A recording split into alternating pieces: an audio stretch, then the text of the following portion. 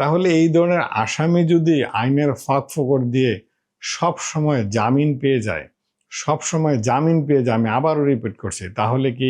এই সমাজের এই ধরনের ছিনতাই, বিশেষ করে ঢাকা শহরে সকাল ভোরে অথবা একটু গভীর রাত হলে যে নানান মহল্লায় একটু নিরিবিলি এলাকায় ছিনতাই হতে থাকে, সেটা অস্ত্র অথবা নানান মারণাস্ত্র দিয়েই হোক। তো এই যে আসামিগুলো বারবার জামিন পেয়ে যাচ্ছে, এতে করে কি বাংলাদেশের অথবা এই মাদক ব্যবসায়ী বলেন আর ছিনতাইকারী বলেন, এই ব্যবসায় যারা জড়িত তারা যদি জামিন পেয়ে যায়, তাহলে কি এই সমাজ থেকে এই ছিনতাই কমবে অথবা মাদক সরবরাহ, বিক্রি এবং সেবন কি কমবে? কোনোদিনই কমবে না। তাহলে আমাদের আইন কেন এরকম যে একজন অস্ত্র মামলার আসামি অথবা একজন বড় মাপের মাদক সরবরাহকারী অথবা বহনকারী যখন আদালতে যায় অথবা মামলায় উঠে,